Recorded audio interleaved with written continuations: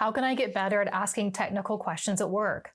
I'm a business analyst, but I often find it hard to articulate my questions or to make them clear. I am a huge fan of analogies, and you should use analogies to help frame up people's thinking. I'm going to give you an example.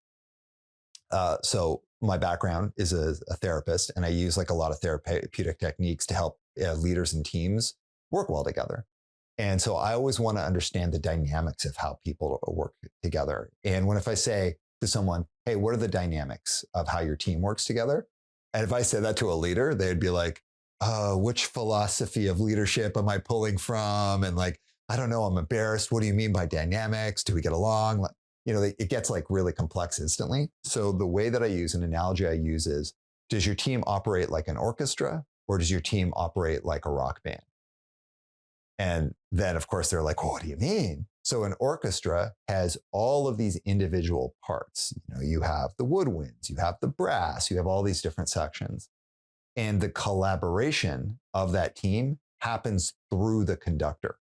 So the conductor is the one that creates that kind of collaboration. And it doesn't mean that all the people in the orchestra and all the different parts don't like each other, don't care, anything like that. It's that there's a focal point for how they collaborate, and it's through the conductor. And you can have an awesome conductor who's really good, and you can have a totally shitty conductor. But the idea is that the collaboration, how people work together, is through the focal point of a single touch point. And so the collaboration is by nature inorganic because it's being created by one person. So there's just not a lot of organic moments of collaboration.